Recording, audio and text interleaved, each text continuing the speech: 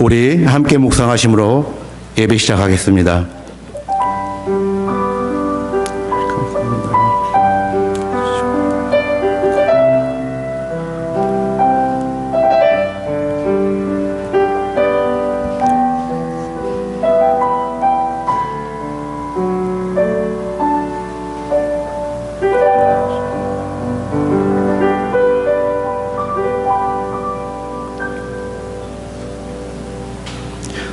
나의 힘이 되신 여호와여, 내가 주를 사랑하나이다. 여호와는 나의 반석이시오, 나의 요새시오, 나를 건지주는 자시오, 나의 하나님이시오, 나의 피할 바이시오, 나의 방패시오, 나의 구원의 뿌리시오, 나의 산성이시로소이다. 살아계신 하나님 아버지, 세상의 죄 가운데 빠져있는 저희들을 그냥 두지 아니하시고 긍휼과 자비를 베풀어 주시고 선한 성령의 능력으로 이끌어 주시사 모든 하나를 명쾌하시며 우리의 영혼을 지켜주시며 선한 길로 인도하여 주시는 하나님 아버지께 감사와 찬양을 올립니다. 오늘도 저희들 주님의 부르심 받아 이처럼 예배합니다. 주의 거룩한 영으로 임재하여 주시사 홀로 영광 받으시옵소서. 저희가 드리는 찬양과 기도와 묵상이 하나님 아버지께 다 연락되기를 원하오며 우리 주 예수 그리스도의 이름으로 기도드리옵나이다. 아멘. 찬송가 25장입니다.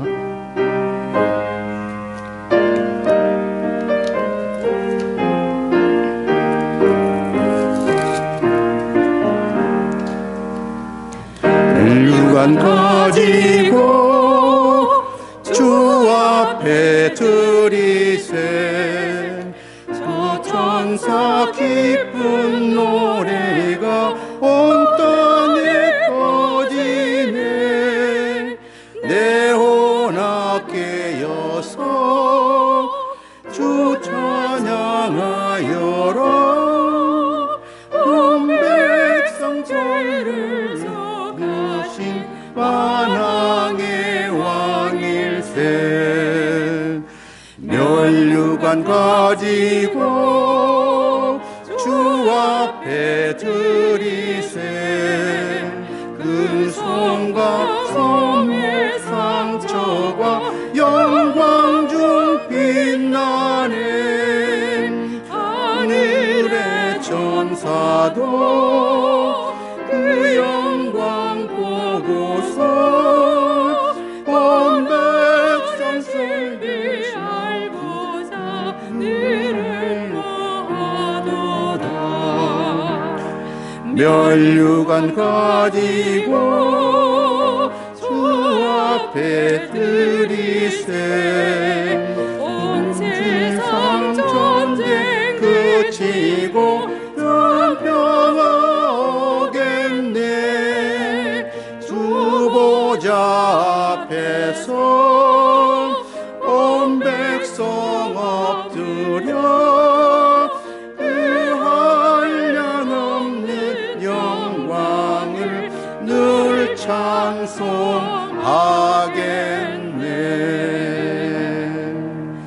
아멘.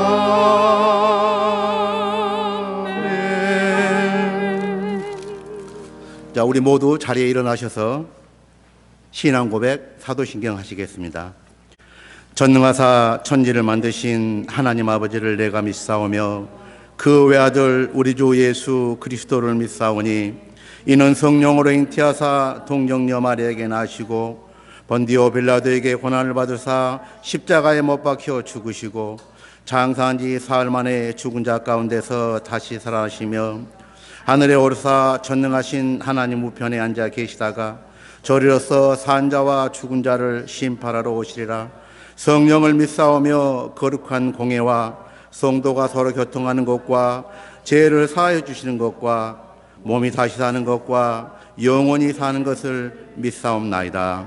아멘. 우리 인사 나누시겠습니다. 하나님의 평강이 당신의 삶에 가득하기를. 영광 하나님의 평강이 당신의 삶에 가득하기를 축복합니다. 축복합니다. 우리 찬양 182장 구주의 십자가 보혈로.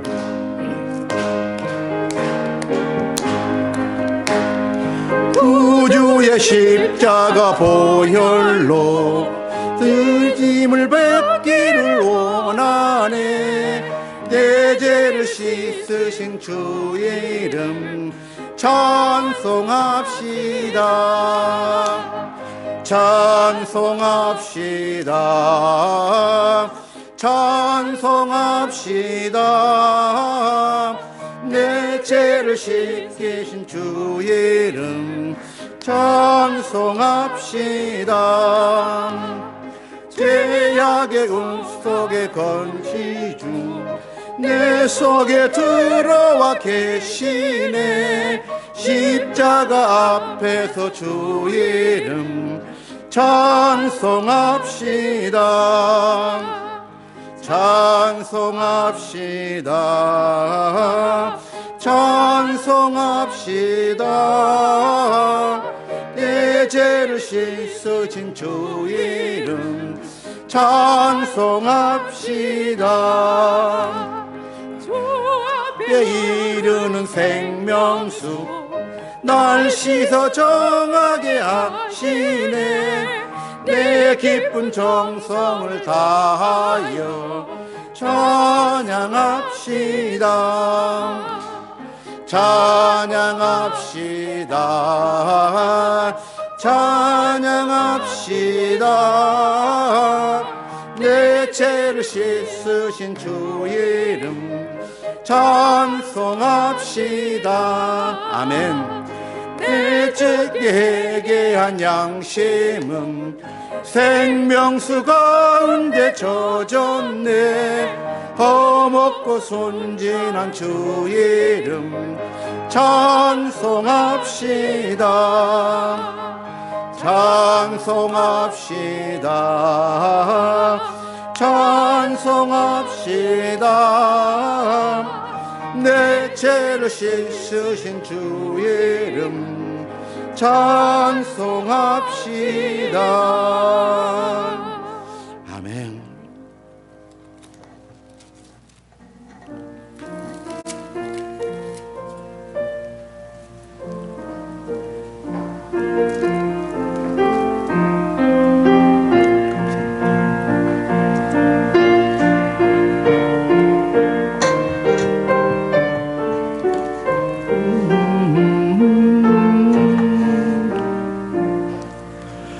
너 근심 걱정 말아라. 주 너를 지키리. 주 날개 밑에 거하라. 주 너를 지키리. 아멘. 주 너를 지키리. 아무 때나 어디서나 주 너를 지키리. 늘 지켜주시리. 아멘. 어려운 낙심될 때에 주 너를 지키리. 위험한 그들 떠날 때 주 너를 지키리. 주 너를 지키리. 아무 때나 어디서나 주 너를 지키리. 늘 지켜주시리.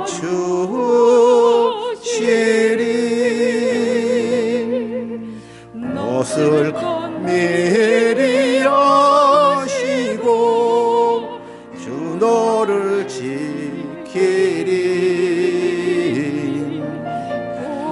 구하는 것을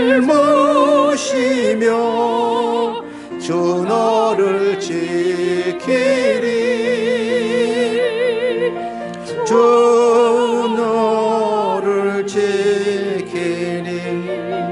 아무 때나 어디서나 주 너를 지키리. 늘 지켜주시리.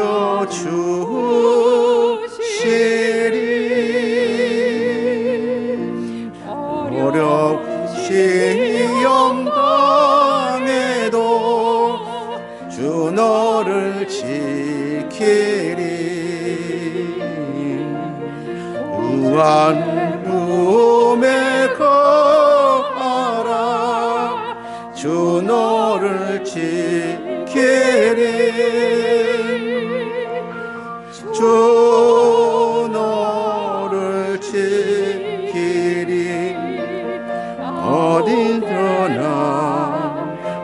어디서나 주 너를 지키리. 늘 지켜주시리.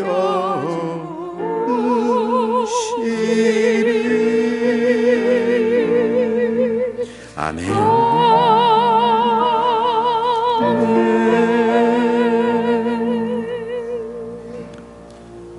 교동문 42번 마태복음 5장입니다. 교동문 42번. 심령이 가난한 자는 복이 있나니 애통한 자는 복이 있나니 온유한 자는 복이 있나니 의에 줄이고 목마른 자는 복이 있나니 긍휼히 여기는 자는 복이 있나니 마음이 청결한 자는 복이 있나니 합평케 하는 자는 복이 있나니 의를 위하여 핍박을 받는 자는 복이 있나니 나를 인하여 너희를 욕하고 핍박하고 거짓으로 너희를 거슬려 모두 악한 말을 할 때에는 너희에게 복이 있나니 기뻐하고 즐거워하라 하니 너희 크니라. 아멘. 전능하신 주여 하나님 아버지, 우리를 진리의 빛으로 인도하시고 아버지께서 허락하신 영생을 얻게 하신 하나님 아버지를 찬양합니다. 온 마음과 정성을 다하여 아버지를 경배하며 찬양하오니 저의 예배를 받아주시옵고 오로지 아버지에만 영광 돌리는 이 시간이 되게 하여 주시옵소서. 저에게 부활과 영생을 허락하신 하나님 아버지, 지난 한 주간도 큰 은혜와 사랑을 받고 살아오면서도 아버지를 망각하며 살아왔던 저희를 용서하여 주시옵소서. 하나님 아버지의 말씀을 묵상하며 영광을 돌리기보다는 우리의 나의 욕심만을 채우기 위해 살아왔음을 고백합니다. 주님, 저희를 긍휼히 여기사 저희의 잘못을 사하여 주시며 온전히 하나님 아버지를 높이며 세상의 거짓된 환상에 속아 어리석은 삶을 살지 않도록 인도하여 주시옵소서. 우리의 연약함을 아시는 자비하신 하나님 아버지, 여기에 모인 모자이크 성도들 주님의 성령에 힘입어 더욱 강하고 든든한 믿음의 용사가 되기를 원합니다. 여러 가지 이유로 하나님께 가까이 나아가지 못하고 방황하는 저희를 봅니다. 이 시간 성령의 능력을 더하여 주시사 그 어떤 세상의 유혹에도 흔들리지 않고 하나님 아버지만을 바라보게 하여 주시옵소서. 세상이 주는 어려움과 난간 속에서도 능히 감당하게 성령으로 충만케 하시며 우리의 입술에서 하나님만을 높이는 찬양이 끊이지 않고 감사의 노래가 멈추지 않도록 하여 주시옵소서. 위로의 하나님 아버지, 성도들 중에 어렵고 힘든 시간을 보내는 교우들이 있습니다. 그들의 심령을 위로하여 주시고 한국에서의 모든 장례 일정이 은혜 중에 마무리되게 하시며 아버지의 위로가 유족들에게 소망이 되어 천국에서 다시 만날 아버지의 약속을 굳게 믿고 아버지께서 주시는 힘과 능력으로 힘든 시간을 이겨내게 하여 주시옵소서. 오가는 여정도 아버지께서 지켜주시며 돌아올 때 건강한 모습으로 만나보기를 원하고 기도합니다. 능력의 하나님 아버지, 오늘 말씀을 선포하신 이필립 목사님, 영육간에 성령으로 강건케 하시며 이제 조지아라는 나라로 선교를 떠나게 됩니다. 내딛는 걸음걸음이 복되게 하시며 예수 그리스도를 믿으며 하나님 아버지를 알아가는 백성이 더욱 많아지게 목사님께 능력 위에 능력을 더하여 주시옵소서. 또한 이 시간에도 세계 곳곳에서 말씀을 전하고 계실 수많은 선교사님들에게도 아버지께서 주시는 능력으로 기쁨 가운데 사역을 감당하게 하시오며 오늘 이 예배와 고요를 위해 수고하신 손길을 아버지께서 기억하여 주시옵소서. 우리의 부활이요 영생, 우리에게 부활과 영생과 천국을 선물로 주신 그리고 위로하시는 예수 그리스도의 이름으로 기도합니다.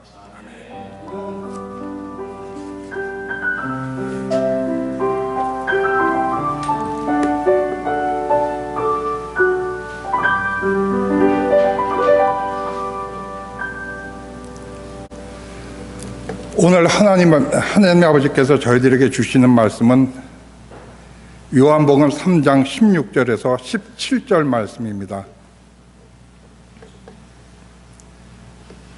하나님의 세상을 이처럼 사랑하사 독생자를 주셨으니 이는 저를 믿는 자마다 멸망치 않고 영생을 얻게 하려 하심이니라. 하나님의 그 아들을 세상에 보내신 것은 세상을 심판하려 하심이 아니요 저로 말미암아 세상이 구원을 받게 하려 하심이라. 아멘.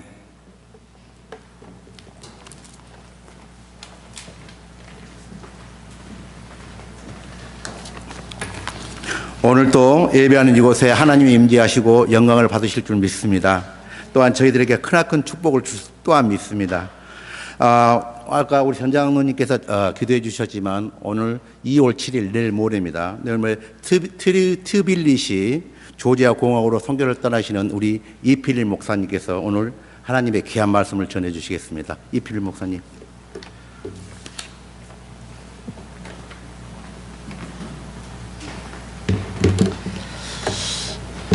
안녕하세요. 반갑습니다. 할렐루야.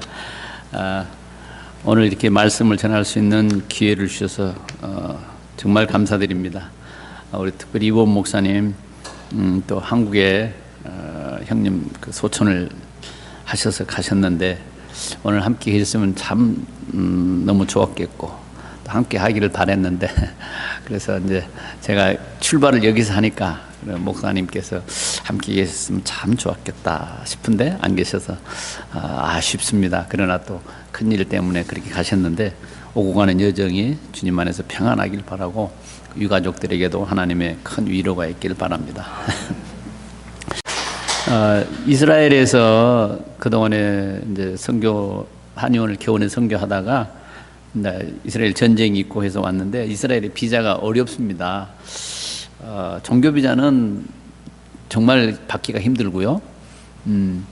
이스라엘이 독립되기 전에 있던 교회들, 1945년 전에 있던 교회들은 비자 쿼터가 있는데 그 후에 생긴 교회들은 비자 쿼터가 없습니다. 이스라엘에 있는 선교사님들이 한 100여 분 되는데 다 학생 비자를 통해서 이렇게 머무르면서 선교를 하고 있습니다. 정상적인 종교 비자를 가지고 있는 분들은 그렇게 많지 않습니다. 여기 보면은 이제 아랍인들도 나오는데요. 여러분 뉴스에 보셨죠? 히잡을 잘못 썼다고 이란에서 이렇게 한 사람이 죽었잖아요. 그런데 이게 아랍인들도 치료받을 때는 다 히잡 벗습니다. 의사한테 왔을 때는. 그리고 이 가운 같은 거 입잖아요. 그것도 다 벗습니다. 그래서 제가 그랬죠. 아랍인들의 히잡을 벗길 수 있는 사람이 누구냐? 우리 한의사밖에 없다. 양의사들도 안 벗깁니다. 얘기만 하죠. 한의사들은 머리에 침도 놔야 되고 또 진맥도 해야 되고 팔피테이션 해야 되기 때문에 사람하고 접촉을 할 수가 있죠. 그래서 전도하기에 선교하기에 너무 좋습니다. 아랍 지역에서는 평생 살아도 아랍인이 찾아오지 않습니다. 그리고 뭐 제가 요르단에 있었는 요르단 같은 데도 신분이 드러나면 추방당합니다. 선교 그런 거 절대 안 됩니다. 그냥 있는 사람들이 교회 다닐 수 있는데, 그런데 이렇게 한의사들은 이렇게 사람을 도울 수 있고 늘 이렇게 또 찾아옵니다. 치료해달라고. 그래서 선교의 툴이 너무 좋다. 그래서 제가 이제 요르단과 이스라엘에서 이제 선교를 했고요. 그런데 이제 다시 돌아가려고 지금 준비를 하고 있었는데 거기 여러 가지 사정이 생겨서 지금 요새는 어렵습니다. 그래서 거기 가까운 조지아에 가서 선교를 하면서 같이 좀 이렇게 협력해서 사역을 하자 이렇게 해서 이제 그쪽으로 가기로 됐습니다. 오늘 이 하나님의 사랑과 선교라는 제목으로 이렇게 말씀을 좀 나누려고 합니다. 우리가 여기 말씀은 너무 잘 아시죠? 하나님이 세상을 이처럼 사랑하사. 저는 고등학교 졸업하고 바로 신학교를 갔어요. 그래서 계속해서 이제 사역도 하고 다른 일도 여러 가지 해봤는데요. 그때 이제 주일학교를 가르칠 때 아주 빼놓지 않고 가르쳤던, 그리고 아주 많이 불렀던 찬송, 하나님이 세상을 이처럼 사랑하사. 근데 요즘은 잘 많이 안 부르는 것 같아요. 어느 분이 그러더라고요. 성경 전체를 프레스로 꽉 눌러서 엑기스로 짜내면은 요한복음 3장 16절일 것이다. 다른 걸 다 없어도 이 요한복음 3장 16절만 있으면 하나님을 믿고 구원받기에 부족함이 없다. 이렇게 말씀을 하신 분도 있습니다. 하나님 세상을 이처럼 사랑하사 독생자를 주셨다. 그런데 여러분, 우리가 한마디 좀 생각을 해봐야 됩니다. 하나님이 세상을 이처럼 사랑했다? 도대체 뭔가 비교가 있어야 되잖아요. 그러면 이처럼이니까 어떻게 이처럼 사랑했는가?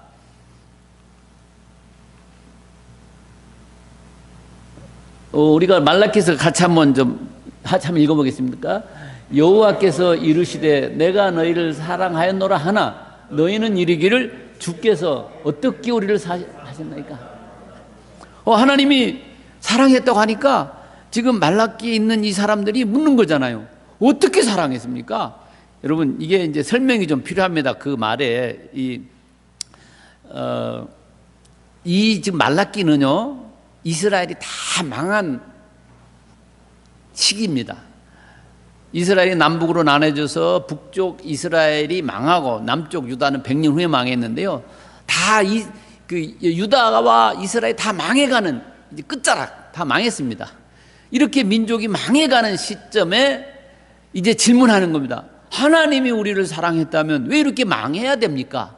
이스라엘도 망하고 유다도 망하고 남북은 분단되고 이렇게 황폐해야 되고 이런 일이 왜 했습니까? 하나님이 사랑한다면서요. 하나님이 사랑하면은 왜 이렇게 우리가 망해야 됩니까? 하고 지금 질문하는 겁니다. 하나님이 사랑한 결과가 이겁니까? 이렇게 지금 말하는 겁니다. 주께서 우리를 어떻게 사랑하셨습니까? 멸망을 앞두고. 하나님 사랑한 것 같지 않다 이거예요. 다 망해갈 때. 여러분, 만약에 우리 신앙생활하다 그런 분들 보잖아요. 막 신앙생활 하면서 어려움 당하고 사업은 부도나고 아들은 교통사고로 죽고 그러면 하나님 살아계십니까? 안 살아계십니까? 내가 예수 믿고 교회 다니는데 이런 일이 나한테 왜 와야 됩니까? 라고 질문할 수 있잖아요. 여러분, 제가 있던 데가 이제 베들레헴 그 보아스의 뜰인데요. 보아스의 뜰에 보면 보아스와 누시에 이제 결혼하잖아요. 누세 시어머니가 나오미 아닙니까? 나오미는 요르단에 있는 지금 모압 지방으로 이민을 갔어요. 그때 먹고 살기 힘들어가지고. 그런데 여러분, 거기서 무슨 일이 났냐면요, 남편이 죽었어요. 두 아들이 죽었어요. 그래서 과부만 3명이 된 거예요. 여러분, 두 며느리와 시어머니가 과부되면 쌍과부라 그러잖아요. 그런데 두 며느리까지, 그러니까 트리플 과부가 된 거예요. 그러면 이게 하나님의 사랑입니까? 이게 하나님의 축복입니까? 여러분, 이렇게 반문할 수 있는 거예요.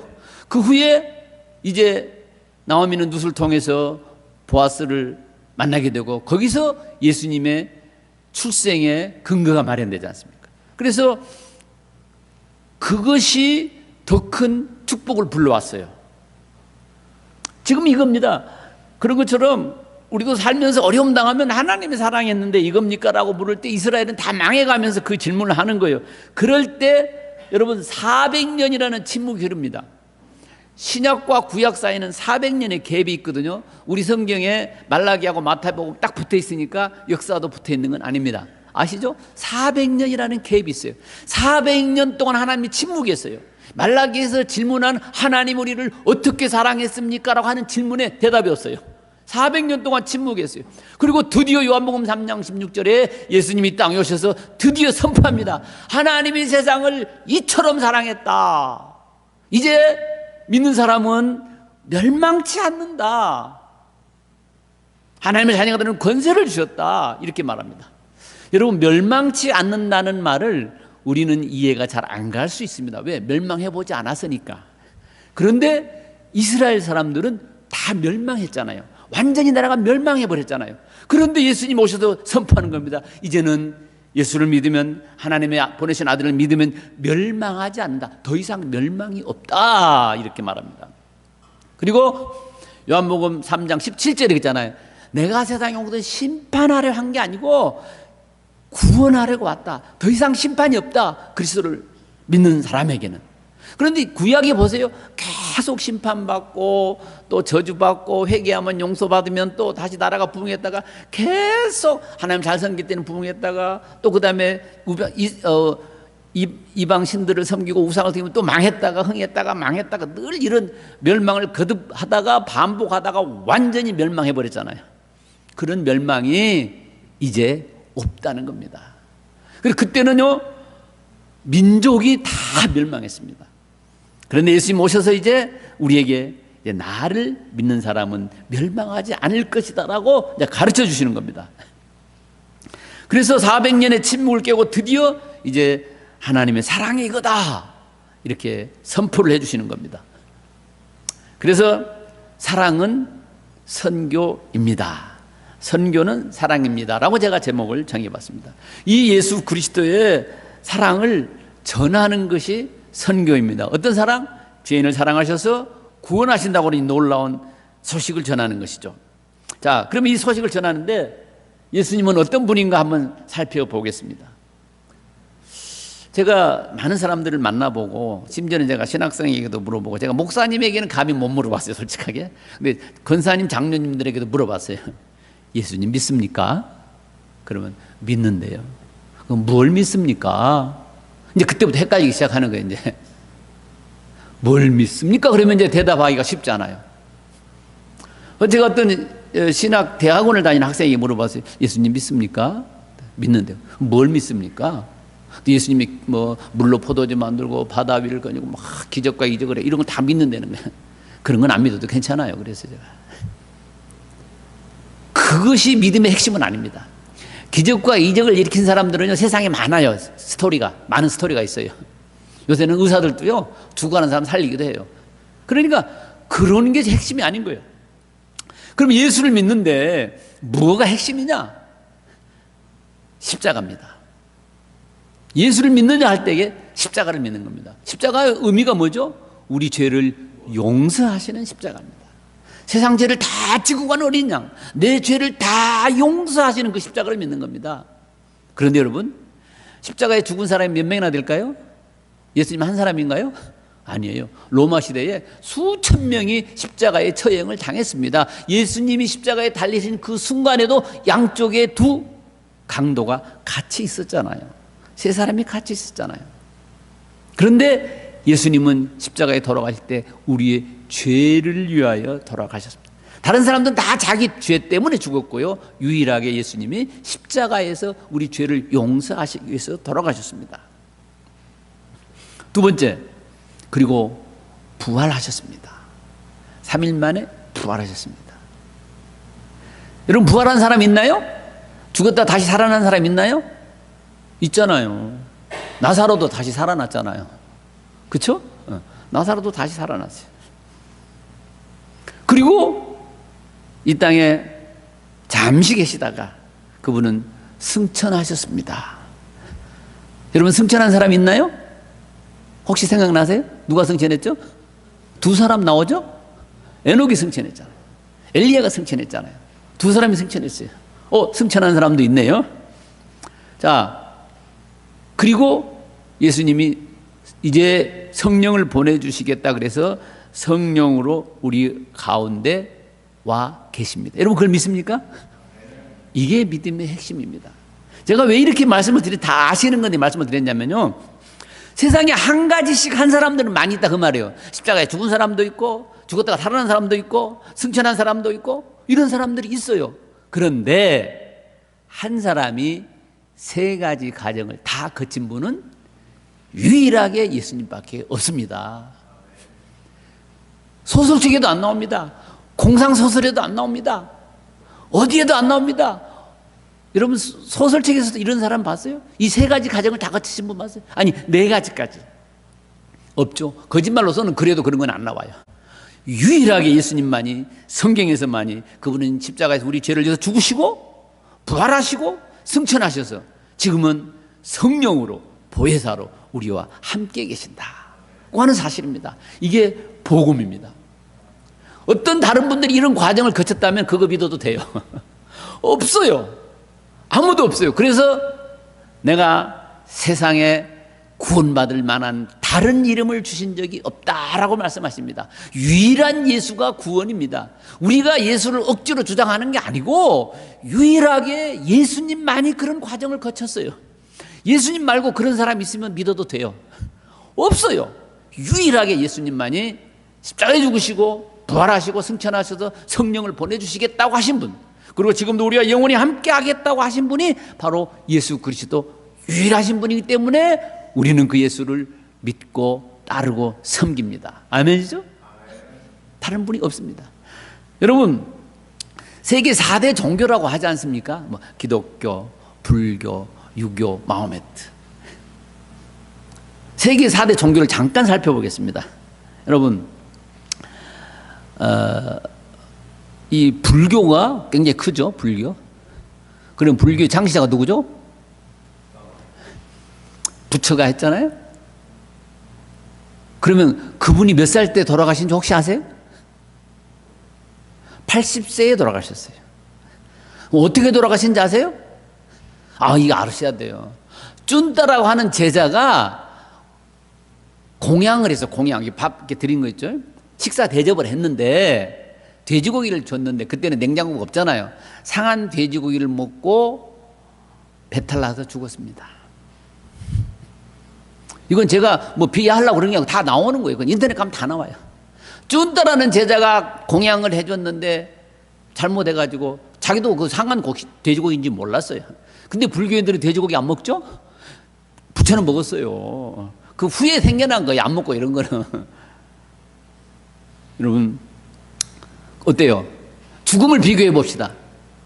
예수님의 죽음과 그분의 죽음을 비교해 보세요. 저는 그렇게 말합니다. 어떤 죽음이 더 가치 있냐? 어떤 걸 믿을래? 그리고 이제 죽기 전에 그랬습니다. 사람들이 선생님 그럼 우리가 어떻게 해야 됩니까? 이 진리를 알고 도를 깨우치는데, 그러니까 뭐라고 하는지 아세요? 내가 다 해줄게 그랬어요. 뭐라고 하는지 아세요? 도라는 거는 스스로 깨닫는 거야. 그렇게 말했어요. 네 스스로 해라. 예수님 뭐라 그러셨죠? 십자가 돌아가시면서 다 이루었도다. 다 그분이 이루시고, 뭘 이루셨을까요? 구속사역을 이루시고 우리 죄를 다 용서하신 거예요. 십자가에 죽으시면서. 그분은 그렇게 말씀하셨어요. 그러면 두 개를 비교해 봅시다. 음식을 잘못 드시고 배탈 나서 돌아가신 분하고 우리 죄를 위해서 십자가에 돌아가신 분하고, 선택은 여러분들이 하시는 겁니다. 두 번째로 공자님도 유교로서 훌륭하신 분이죠. 난 누굴 비판하려고 얘기하는 게 아니고 비교하려고 하는 겁니다. 어느 날 제자가 공자에게 물었습니다. 선생님, 우리가 이제 죽은 다음에는 어떻게 됩니까? 그러니까 공자가 대답하기를, 얘야, 내가 살아서 일도 다 모르는데 어떻게 죽은 후까지 알겠느냐? 그를 조문도 하면 석사가라. 아침에 도를 깨달으면 나는 저녁에 죽어도 좋다. 공자가 그렇게 말했어요. 근데 그분은 도를 다 깨우쳤어요? 못 깨우쳤어요? 그러니까 이 땅에 사는 뭐 예법, 예절, 사람이 살아가는 도덕을 다 가르쳤어요. 그것으로 끝. 그 후에 없어요. 도덕 이후에는 없어요. 그래, 이 땅에 살아가는 삶, 그리고 그 이후에 대해서는 전혀 얘기하지 않습니다. 그 다음에 이제 또 큰 종교가 하나 있죠. 무함마드. 무슬림의 장시자 누군지 아죠? 무함마드. 그가 부인이 몇 명 있는지 혹시 아세요? 10명. 모르셨죠? 그는 심지어는 6살짜리와도 결혼을 했어요. 그래서 무슬림들은 조혼이 있습니다. 조혼. 요르단에도요, 아이들이 생리만 시작하면 시집을 보내버려요. 조혼이 있습니다. 그러니까 내가 일찍 장가 가서 어린애하고 장가 가는 데 무슨 상관이 있어? 무함마드도 그렇게 했는데 할 말이 없는 거예요.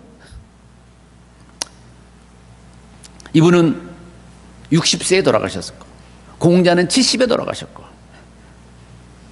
그래서 그가 사랑하는 애처가 하나 있었죠. 아이샤라고 하는 애처가 있는데, 그가 보는 앞에서 이제 세상을 떠났다고 합니다. 80에, 70에, 60에 살아가는 모습과 죽음의 모습을 봅시다. 예수님은 나이 30에 십자가에서 재판장의 말대로 죄 없이 돌아가신 분은 그리스도입니다. 우리는 그 그리스도를 믿습니다. 이제 믿은 다음에 어떻게 해야 되죠? 믿은 다음에 어떻게 해야 돼요? 전해야죠. 난 믿었으니까. 나만 구원받았으면 됐어가 아니고 믿었으니까, 구원받았으니까 이제 그 다음에 뭐예요? 그걸 전해주는. 내가 이런 사실을 알았다, 깨달았다. 내 죄가 용서되고 양심에서 용서되고 자유를 얻었고, 그리고 예수님이 이 땅에 오셔서 우리에게 뭐라 했어요? 진리를 알지니 진리가 너희를 자유케 하리라. 우리를 자유케 해주셨고, 세상이 주는 평안 같지 않는 내가 평안을 주겠노라. 우리에게 평안을 주셨고, 내가 영생을 주노니 영원히 멸망치 아니할 것이다. 영생을 주셨고, 그러니까 자유와 평화와 영생을 주신 분은 예수 그리스도. 이 세 가지를 주신 분이 다른 책에도 안 나와요. 한번 읽어서 만약에 이 세 가지를 우리에게 주겠다고 약속하신 분이 있으면 얘기 좀 해주세요. 없습니다. 약속을 하신 분은 없습니다. 자유에 대해서 말하고 평화에 대해서 말하고 이렇게 얘기는 한 사람은 있지만, 그걸 주겠다고 약속하신 분은 없어요. 그래서 예수님이 이렇게 말씀하셔요. 내가 길이요, 내가 진리요, 내가 생명이다라고 선포하십니다. 예수님은 짧은 생애를 사셨습니다. 3년 반 공생애를 사셨습니다. 그리고 그분은 하나님의 아들로서 구원의 사역을 완전히 이루셨습니다. 아멘. 할렐루야.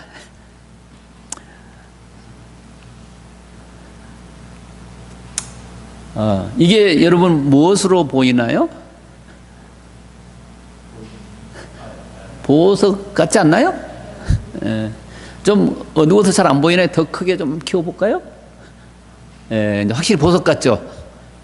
자, 보석이라고 믿으신 분 잠깐 손을 한번 들어봐 주세요. 그럼 이게 뭐라고 믿으세요? 뭐 같아요? 보석이 아니라고 생각하시면. 보석입니다, 실제로. 근데 무슨 보석이냐? 모래알입니다. 이 모래알을 현미경으로 본 겁니다. 그러니까 이렇게 보입니다. 모래알입니다. 여러분, 우리가 지금 많이 사니까 그냥 모래같이 보이죠? 그냥 별로 허접한 사람처럼 보일 수도 있어요. 지구상에 70억의 인구가 사니까. 아니, 우리 시카고만 해도 한인들이 8만 명 사니까 그냥 그러니 저러니 그냥 하나의 인간이라고 생각할지 몰라요. 그러나 하나님의 눈으로 자세히 우리를 볼 때 우리는 보석 같은 사람입니다. 제 얘기가 아니고 성경이 하는 얘기예요. 하나님 우리를 볼 때 군중으로 보지 않습니다. 미국 시민으로 보는 게 아닙니다. 하나님 우리를 볼 때 어떻게 보세요?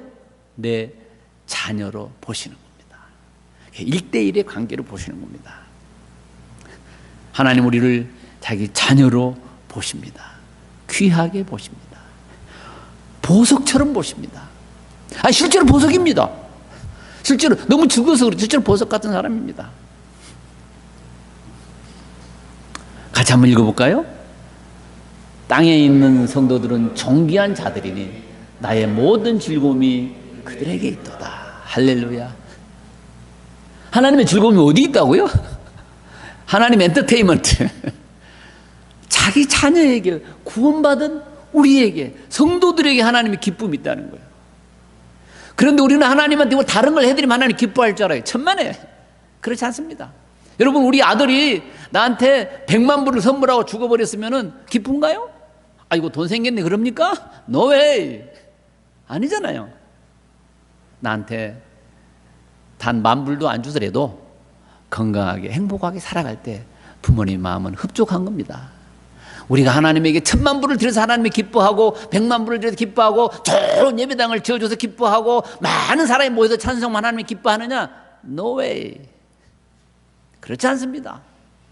내가 하나님과 자녀와의 1대1의 관계를 가지고 그분을 사랑할 때 우리를 기뻐하십니다.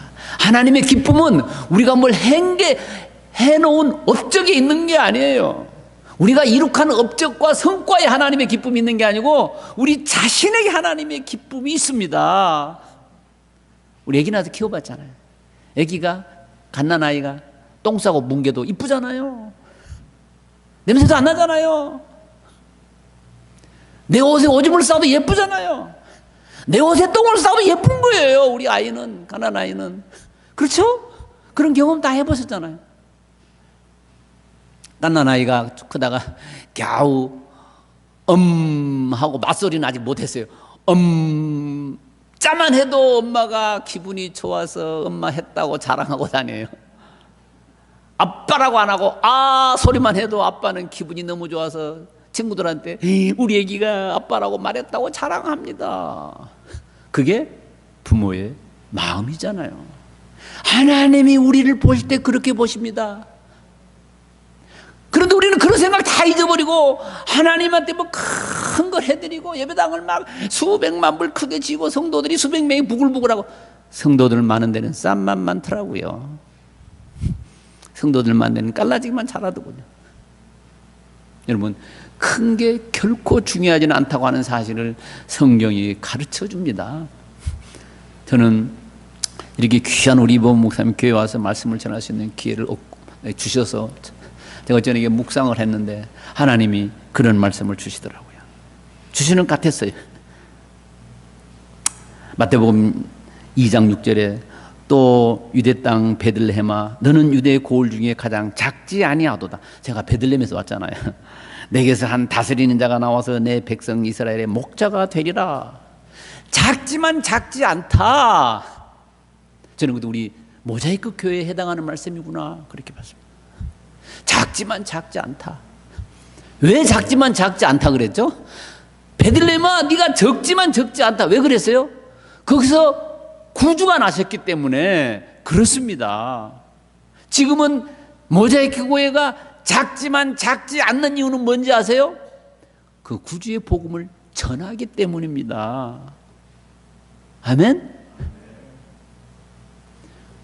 여러분 작은 거인이란 말 들어보셨잖아요. 작은 거인. 외모는 생긴 거는 물리적인 것은 작지만 그 안에 강력한 파워가 있고 그 안에 강력한 갈망이 있을 때 강력한 소망이 있을 때 그를 작다고 하지 않습니다. 우리가 숫자가 비록 적을지라도 강력한 파워를 가지고 있으면 절대로 작은 게 아닙니다. 강력한 파워는 뭡니까? 복음입니다. 강력한 파워는 뭡니까? 예수 그리스도입니다. 그게 우리 안에 있다면 내가 강력한 게 있다고 믿으십시오. 아니 강력한 게 있다고 자랑해도 됩니다. 우리는 강합니다. 작지만 작지 않습니다. 그게 복음의 능력입니다. 왜냐하면 그 복음은 죽어가는 영혼을 구원할 수 있기 때문입니다. 세상에 가장 훌륭한 의사가 뭡니까? 10층짜리 큰 빌딩을 갖고 있는 병원의 의사입니까? 돈을 많이 버는 의사입니까? 어떤 게 훌륭한 의사예요? 죽어가는 사람을 살리는 사람이 훌륭한 의사예요. 아멘? 크냐 작냐가 문제가 되는 게 잘생긴 의사가 훌륭한 의사입니까? 아닙니다. 단연코 질병을 해결할 수 있는 의사, 저는 그 의사가 훌륭한 의사라고 믿습니다. 동의합니까? 훌륭한 교회가 뭡니까? 아름다운 교회가 뭡니까? 복음을 전하는 교회가 저는 아름다운 교회라고 믿습니다. 아멘? 저는요 큰 교회도 가봤어요. 수백 명도 가봤어요. 수천 명도 가봤어요. 선교 안 하는 교회가 너무 많더군요. 선교를 그저 우리 스몰 비즈니스 하시는 분, 컨비니언스 스토어 하시는 분 있는지 모르겠는데, 스토어에 물건에 구색 맞춘다 그러죠. 구색 맞춘다. 잘 안 팔려도 그 물건 있어야 되는 거 있잖아요. 손님들 와서 보라고. 구색 맞추기 식으로 교회에 선교를 말하는 사람들도 없지는 않습니다. 실제로 선교는 안 하고 선교 말만 해요. 그건 의미가 없잖아요. 크다고 되는 게 아니에요.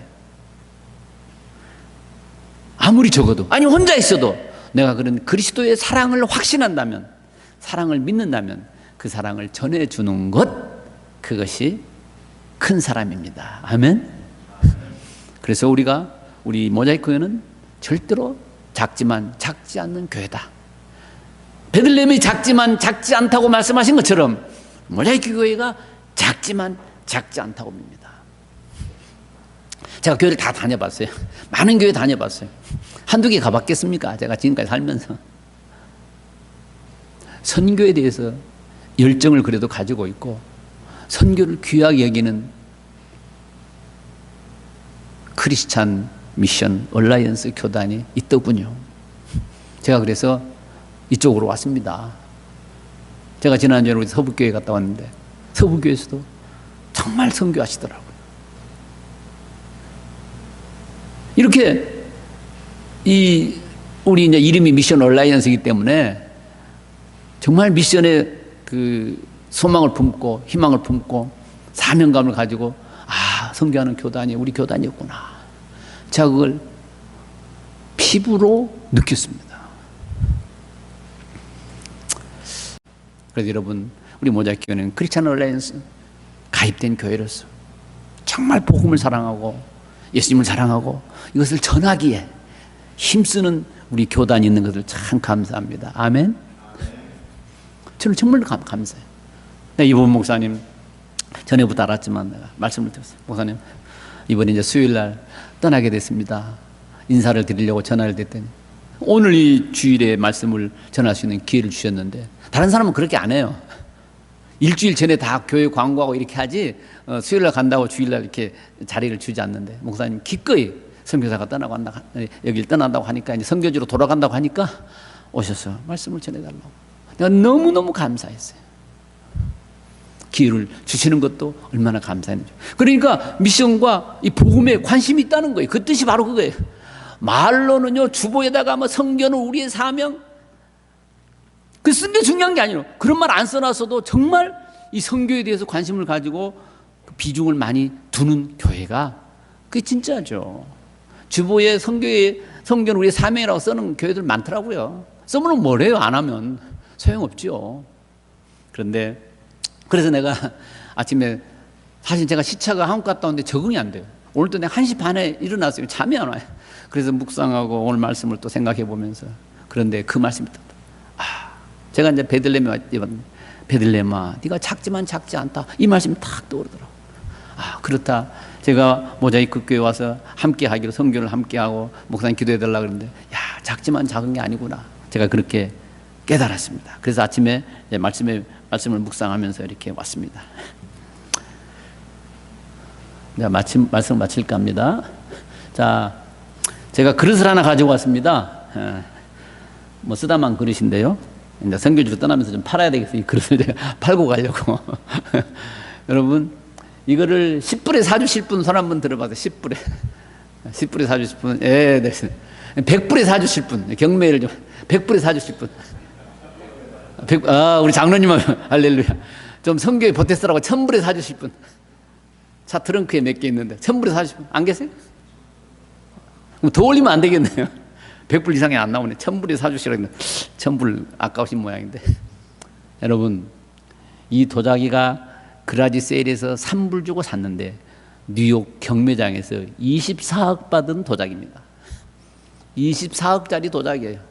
여러분은 24억 우리 장로님만 24억 버시고 다른 분들은 24억 다 날렸어요 지금. 왜 그랬죠? 왜 3불짜리가 24억으로 탈바꿈을 했죠? 아는 것과 모르는 것의 차이입니다.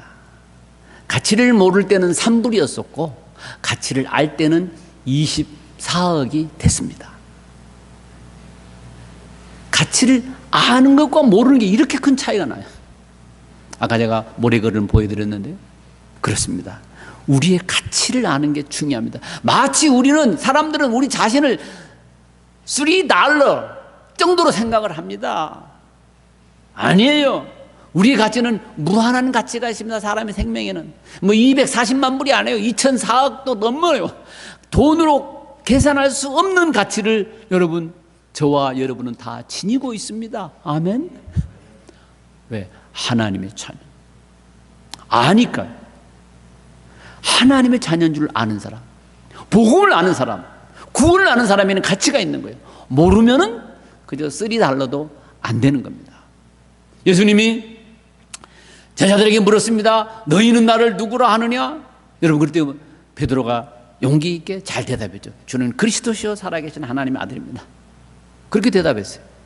예수님이 누군가를 알 때는 공개적으로 많은 사람들이 대답을 했고 공개적으로 물어봤어요. 그런데 예수님이 바닷가에서 부활하신 후에 조반을 준비해 놓고 베드로와 같이 있을 때, 요한도 같이 있을 때, 그때는 공개적이지 않습니다. 이제 쉽게 말하면 도매금으로 물어보는 게 아니에요. 개인적으로 베드로야 그러잖아요. 베드로야 뭐라 그랬죠? 네가 나를 사랑하느냐?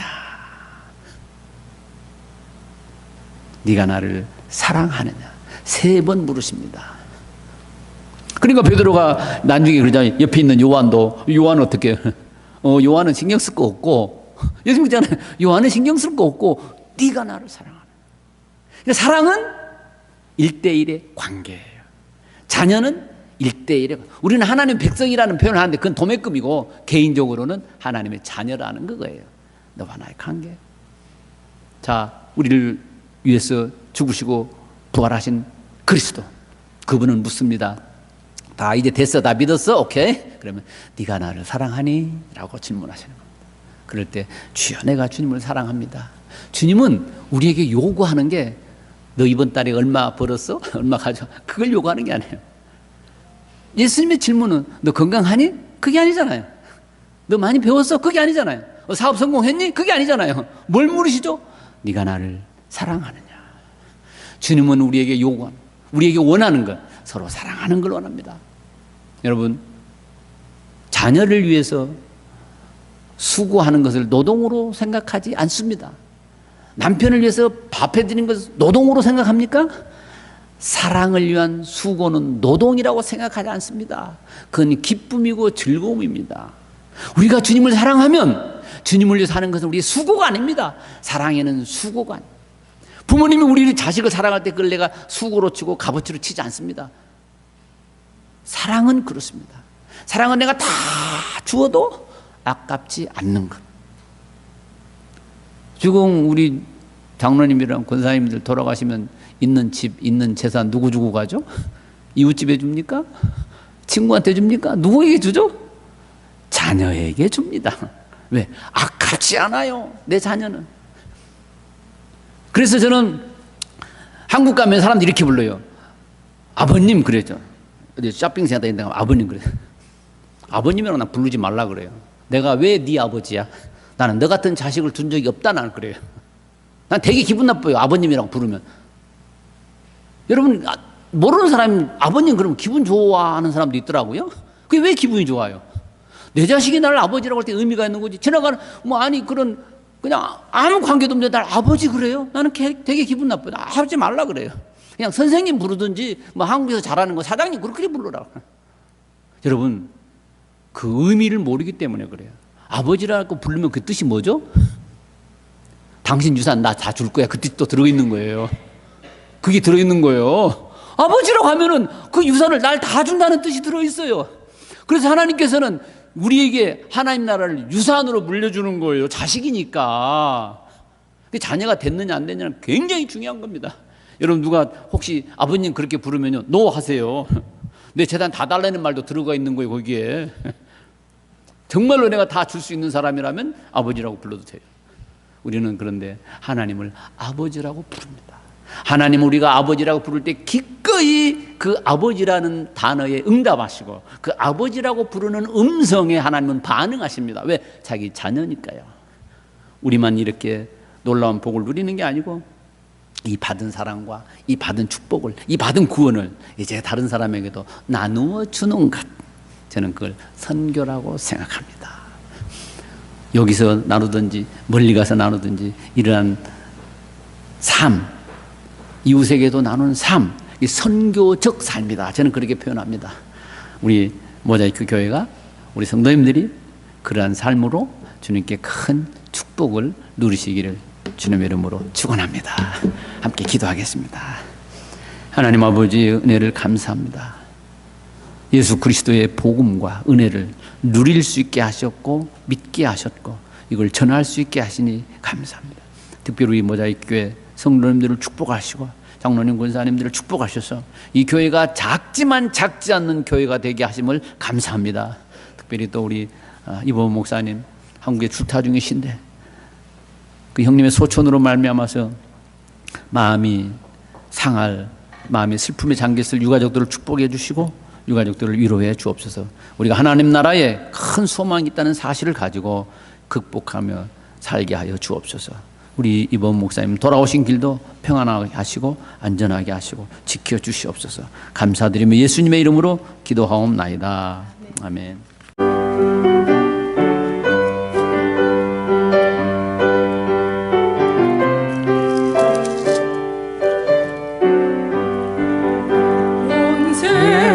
위하여 나 복음 전하리 만 백성 모두 나와서 주 말씀 들어라 죄종에 빠져서 헤매는 자들아 주님의 음성 고대고 너 구원받아라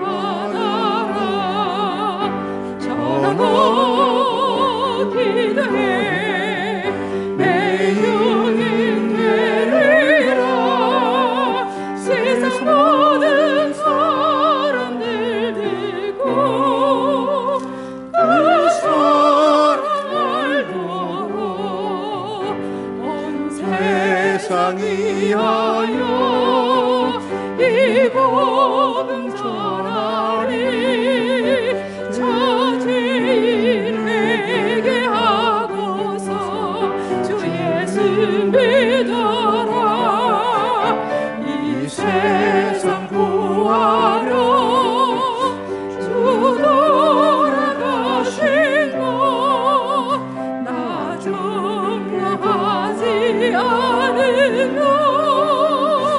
그 사랑 모르리 전하고 기도해 내 증인 되리라 세상 모든 사람들 듣고 그 사랑 알도록 온 세상 위하여 주의 임하니 주 예수 이름 힘입어 이 복음 전하자 먼 곳에 나가서 전하지 못해도 나 어느 곳에 있든지 늘 기도 힘쓰리 전하고 기도해 내 증인 되리라 세상 모든 사람들 듣고 그 사랑 알도록 아멘.